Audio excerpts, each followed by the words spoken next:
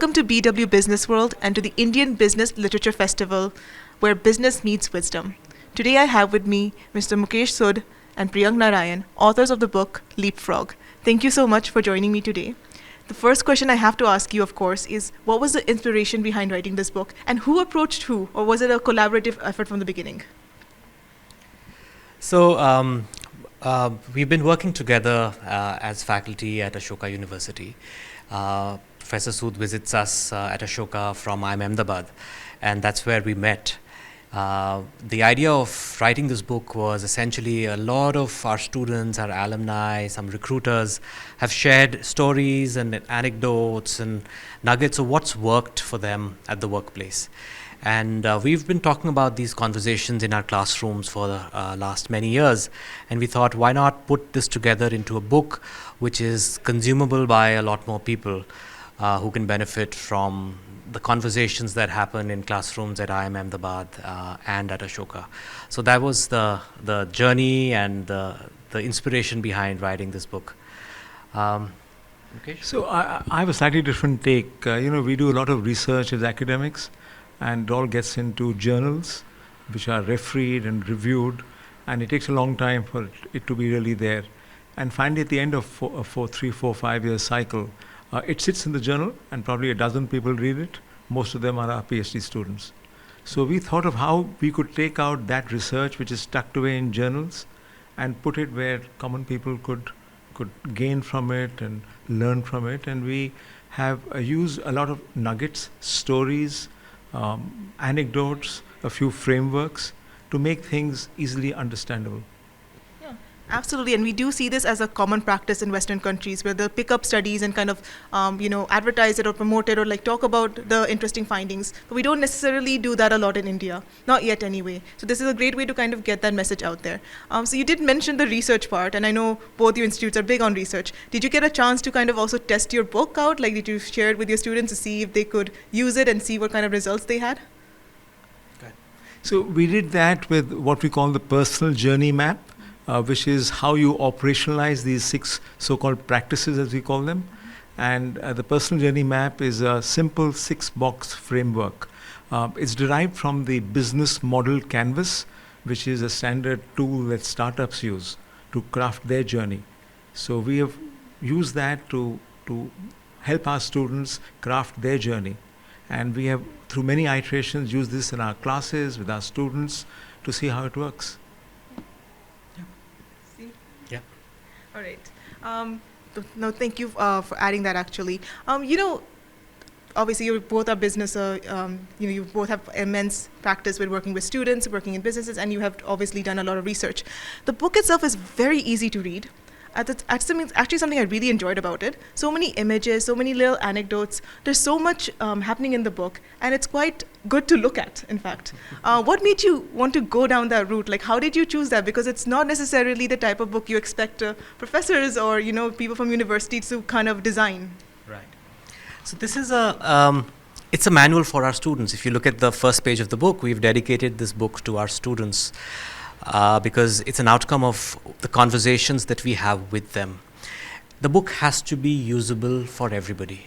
It's got to come down from the technical jargon, from the research-oriented mindset that many academics have, to very, very practical approach. And that's the reason why we've actually made it into a very easy read with illustrations, with lots of visible anecdotes that can be applied in your life and so on. Our students love it, so we've got some great response from them. But I think more than that, it's a book for everybody, right? So it's not just a book for people who are starting out their career. It's a book for people who've been in their career for a couple of years and they now want to navigate what they want to do further. But it's also for people who are in their 40s and their 50s, and they're looking at navigating their career slightly differently. Careers have become longer, and so it's important that there is adaptation to whatever they're doing in their journeys.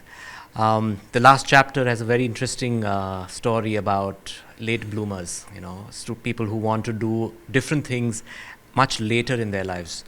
And that's also being celebrated. So it's got the entire range of readership here.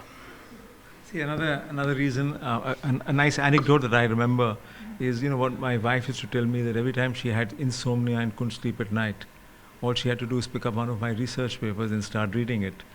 And we said, look, why can't we approach audiences who can benefit from these practices? And none of this research is something we have done. This is just something that we have interpreted, that we have studied, we have analyzed, and then converted them into frameworks and stories. Is there any author or person that inspired you when you were beginning your writing journey? Anyone you kind of looked to for inspiration? So I have enjoyed Adam Grant. He is an organizational behaviorist who has done extensive work in this field, but there are a bunch of them. I think you liked Atomic Habits, right? I liked Atomic Habits. I liked Richard Thaler's work on nudge. So, and we've, there are almost 30, 40 pages of citations and references, and we've referred to, close to 100 books as we've written this. So there are lots of people whose work has been quoted, cited, and also inspired us. Absolutely. Now, if you don't mind me asking, coming from education background, the skilling has been a really, really big conversation right now. Can I ask you, where are you yourself seeing some of the skilling gaps, which is could be a reason why you wrote the book, because you're also talking about, things that people can work on, how can they find the things that they want to, succeed in and go forward with it. But seeing the students today, where do you think they require more support? I think these 6 practices that we have discussed in the book are the kind of support that students can use. For example, they can develop grit, where they have the passion and the perseverance for a long-term goal. They need intellectual humility. So they need to recognize that there's only so much that they know, and that you accept that there are some domains where you are clueless, and be humble enough to ask for help. We have a chapter on how to nudge yourself, where you know where you want to get, but you will not intentionally do it, but you can nudge yourself to do it. And maybe you want to talk about the other 3 practices? Yeah, I think in addition to the practices here, and Mukesh talked about 3 of them, and for the other 3, it might be worth getting the book. But one core thing that I want to leave the readers and the audience with is that it's important to learn how to navigate organizations, and these practices will help you navigate organizations, because a lot of our education teaches us hard skills, some soft skills, all of those things, but nobody teaches us how to manage careers. And managing and navigating organizations is a big part of it. We do a session in our class, which is how do you manage your boss? And believe me, a lot of students come back and say that's one of the most important sessions and most important takeaways that they have in their job, right? And I think there are some great ideas in the process of skilling that can be taken away. And these are soft skills. These are not necessarily hard skills that we're talking about that can be taken away from this book. Absolutely. Speaking of takeaways, obviously you have your 6 practices in the book. But I want to ask, if people who are picking this up, if they could take away only one thing, maybe just a sentiment or a feeling after reading, what would you want that to be? I would talk of curation. There's so much of noise all around us. So to be able to focus on what is essential and just focus and do that, rather than being overawed by everything around social media, information, Instagram, watching reels. So I think the focus should be on what you want to do. And if you have that single-minded focus, you'll come out ahead of everybody else. I think for me, it's going to be thinking like an entrepreneur, right? I think the ability to get things done, the ability to solve problems is something which is very, very powerful, something which is very much required by everybody. And we talk about the audacity of asking. So a lot of us are often not upfront enough to ask for help when we need help.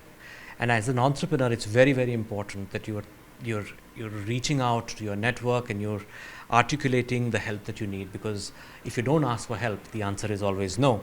And that's something which we want to encourage and get our readers to work upon.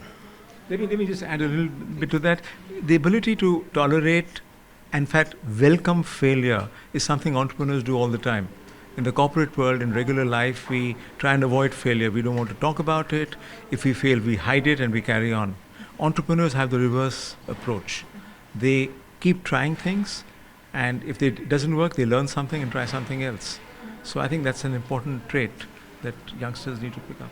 Okay. No, thank you so much for sharing that with us and sharing that with BW Businessworld. And thank you for joining me today. Please show the cover once to the speakers. It's such a lovely cover. It's so well designed. And I hope you enjoy the rest of our festival. Thank and you we so hope much. to hear so much more from you. Thanks Thank a lot. you. Thank Thank you. you. Bye.